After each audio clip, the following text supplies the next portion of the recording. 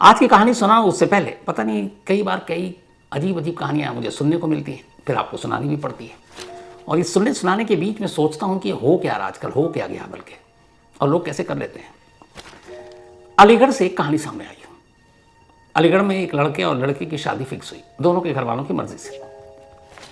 अब शादी इसी 16 अप्रैल को होने जा रही थी, मतलब आज 9 अप्रैल है, 7 दिनों बाद, आज ही के दिन बल्कि वेंसडे को, अगले बुधवार को शादी थी। सब कुछ ठीक था, लड़के लड़के भी खुश, दोनों घर वाले भी खुश। लड़की के पिता बेंगलुरु में जॉब करते थे, वो वापस पहुंचे यहाँ पे कि बेटी की शादी की तैयारी करेंगे। इधर 8 तारीख को यानी कि 8 अप्रैल कल की बात है, लड़का अपने घर पे ये कहता है कि मैं जा रहा हूँ शादी की खरीदारी करने के लिए बाहर, और वो घर से निकल जाता है। रात हो गई, लड़का लौटा नहीं। इधर बेंगलुरु से लड़की के पिता आ चुके हैं घर पे, रात पहुँचते हैं तो बीवी गायब। अब वो पूरी रात वो भी नहीं लौटी। अब यानी कुल मिलाकर 16 तारीख को शादी है और सास और दामाद दोनों गायब है। मतलब जिस लड़के से जिस लड़की की शादी होनी है उस लड़की की माँ गायब है, और जिस लड़के से शादी होनी है वो भी गायब है। पहले तो घर वालों को लगा कि माजरा क्या है, लेकिन फिर इधर उधर सारी चीज़ें जांच हुई। बेचारा पति पुलिस में तहरीर लेकर पहुंच गया कि मेरी बीवी गायब है, 7 दिन बाद शादी है। अब घर की तलाशी ली गई तो पता चला कि घर में बेटी की शादी के लिए जितने गहने पैसे सब जमा किए गए थे वो सब गायब है।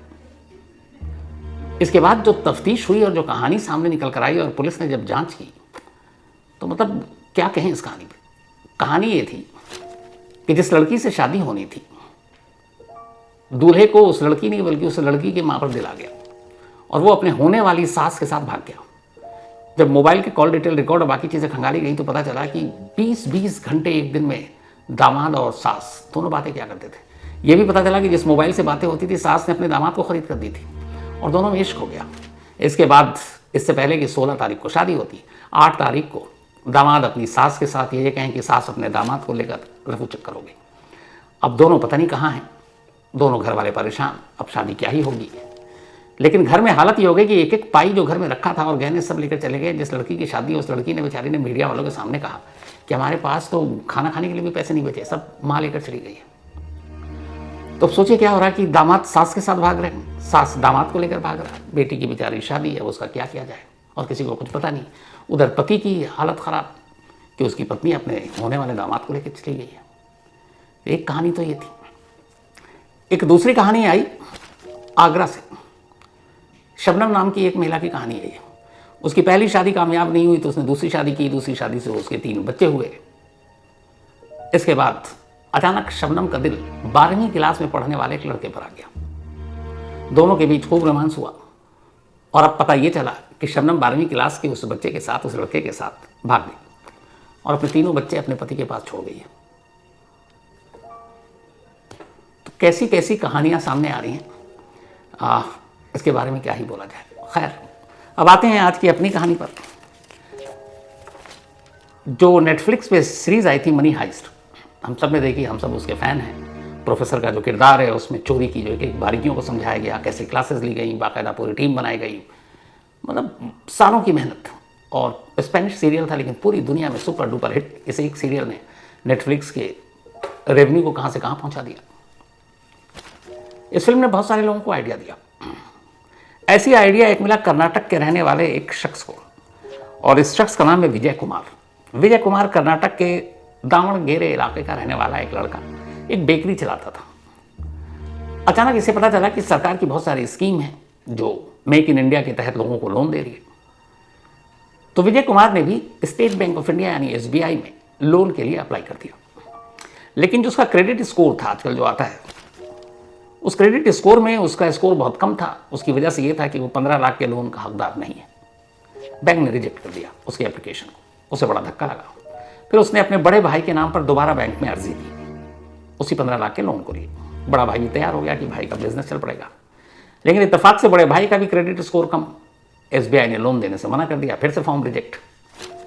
इसके बाद उसने अपने एक दोस्त को पकड़ा, बचपन का दोस्त, उसे लगा उसका ठीक ठाक क्रेडिट स्कोर होगा, फिर से एप्लीकेशन दिया। SBI ने तीसरी बार भी रिजेक्ट कर दिया।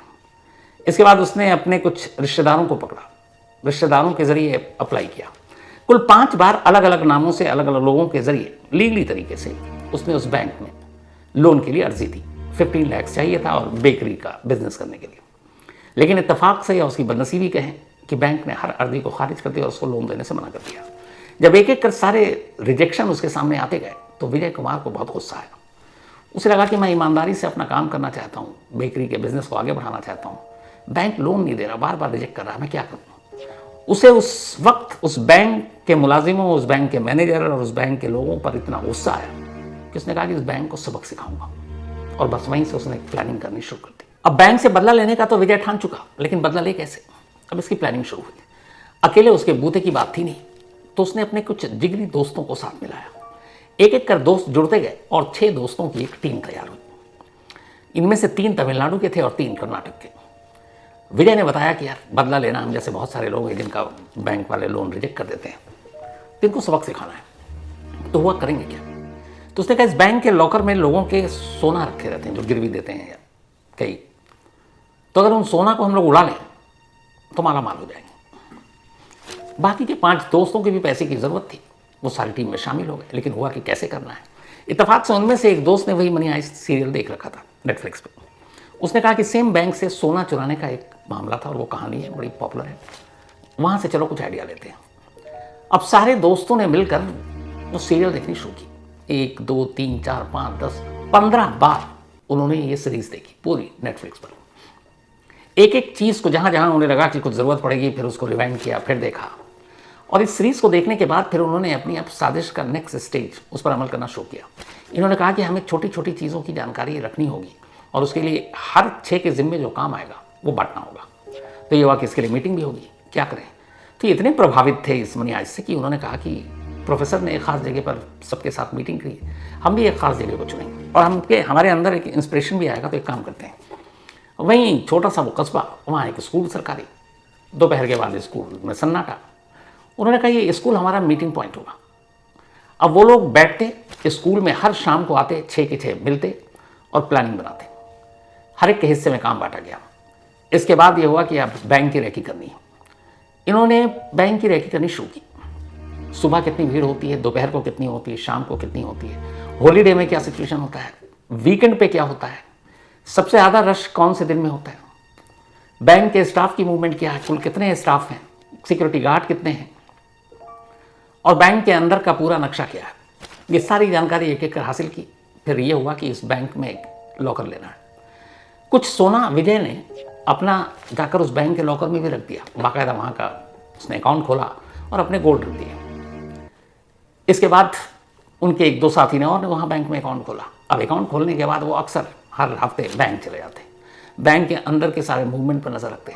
धीरे धीरे ये सारी जानकारी इकट्ठी होती गई और जब इकट्ठी होती गई तो करीब 6 महीने की ये पूरी प्लानिंग आखिरकार उन्हें लगा कि अब वक्त आ गया है बैंक को सबक सिखाने का। 6 महीने की प्लानिंग, 15 बार मनी आइस्ट देखना स्कूल के अंदर प्रोफेसर की तरह, और इसमें प्रोफेसर का रोल जो प्ले कर रहा था वो विजय कुमार, क्योंकि उसी का लोन रिजेक्ट हुआ था तो वो लीडर था टीम का। सारी चीज़ें, सारी प्लानिंग पूरी हो गई। अब इसके लिए कुछ ज़रूरी सामान खरीदना था, तो इन्होंने बाकायदा गैस कटर, मिर्ची पाउडर, ये सारी चीज़ें खरीदी। खरीद कर सब कुछ, दस्ताने, ग्लव्स इकट्ठा करते गए। महीना, दिन, त्यौहार, सैटरडे, संडे, हॉलीडे, हर एक का इनके पास रूपरेखा। पर डे कितने कस्टमर जाते हैं उसकी रूपरेखा, कितने बैंक एम्प्लॉय एवरेज औसतन छुट्टी पे होते हैं, इन्होंने उसकी भी डिटेल निकाली। कौन कौन स्टाफ लेट आता है, कौन स्टाफ जल्दी चला जाता है, इसकी भी लिस्ट निकाली। कौन स्टाफ बाहर निकलकर चाय पीता है, सिगरेट पीता है, ब्रेकफास्ट करता है या कुछ खाता पीता है, उसकी लिस्ट निकाली। एक एक बैंक एम्प्लॉय का नाम, नंबर, हुलिया, उम्र, इनके पास सब कुछ था। बट 1-2 दिन में हुआ नहीं, 6 महीने में हुआ। 6 महीने के बाद जब इन्हें लगा कि सब कुछ हो गया है, तो फिर इन्होंने टारगेट जो रखा था वो बैंक की दीवार के पीछे एक खिड़की थी और उस खिड़की को काटने के लिए गैस कटर की ज़रूरत थी। उन्होंने ये भी अंदाज़ा लगा लिया। आखिरकार इन्होंने 28 अक्टूबर 2024, 28 अक्टूबर 2004 को इस बैंक को लूटने का प्लान बनाया और टारगेट ये था कि जितना सोना ये 6 लोग वहाँ से निकाल सके निकालेंगे। खैर, अब इन्होंने प्लान बनाया। 28 अक्टूबर की रात खिड़की के जरिए कटर से इन्होंने, बैंक जिस जगह पर था वहाँ आसपास में कोई रिहायशी इलाका था नहीं, इसलिए सन्नाटा होता था। और आजकल बहुत सारे बैंक वैसे भी सिक्योरिटी को लेकर लापरवाह हैं, तो उन्हें लगता है कि सब ठीक है, लेकिन होता नहीं है। तो इसके बाद इन्होंने 28 अक्टूबर को सेंध लगाई, खिड़की के रास्ते एक एक कर सब बैंक के अंदर घुसे, बैंक के अंदर जाकर आराम से बैठ गए, कोई हंगामा नहीं, कोई शोर नहीं, ताकि पहले अंदाज़ा लगाए। एक बंदा खिड़की के बाहर जाए, फिर आए कि किसी को भनक तो नहीं लगी। इन्होंने जितने CCTV कैमरे थे वो सब एक एक कर पहले छुपते छुपाते काटे, जो सीढ़ियाँ, वहाँ के जो हार्ड डिस्क और ये सारी चीज़ें वो इकट्ठा किया। रोशनी कहाँ कहाँ थी उन सब के इनको एक एक पता था, ट्यूबलाइट कहाँ पे है, बल्ब कहाँ पे, एक एक चीज़ पहले से इन्होंने नक्शा बना रखा था, बिल्कुल प्रोफेसर की तरह। वो सब कुछ किया।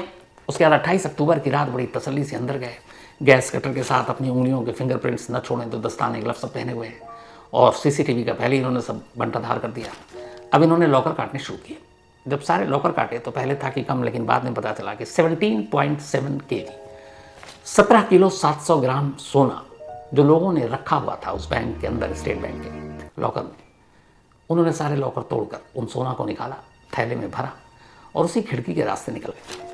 निकलने के बाद ये पहले से ही प्लान का हिस्सा था, ठीक उसी सीरीज़ की तरह, कि अब 6 के 6 एक दूसरे से कोई नहीं मिलेगा, मोबाइल पे कोई एक दूसरे से बात नहीं करेगा, और इस सोने का कोई भी अभी इस्तेमाल नहीं करेगा अगले कई महीनों तक, जब तक कि मामला ठंडा नहीं पड़ जाता। और सब अपने अपने इलाकों में जाकर अपने अपने घरों में नॉर्मल ज़िंदगी जिएंगे। मोबाइल से भी 6 एक दूसरे को कांटेक्ट नहीं करेंगे, बात करनी तो दूर, मैसेज भी नहीं करेंगे, भूल जाएंगे।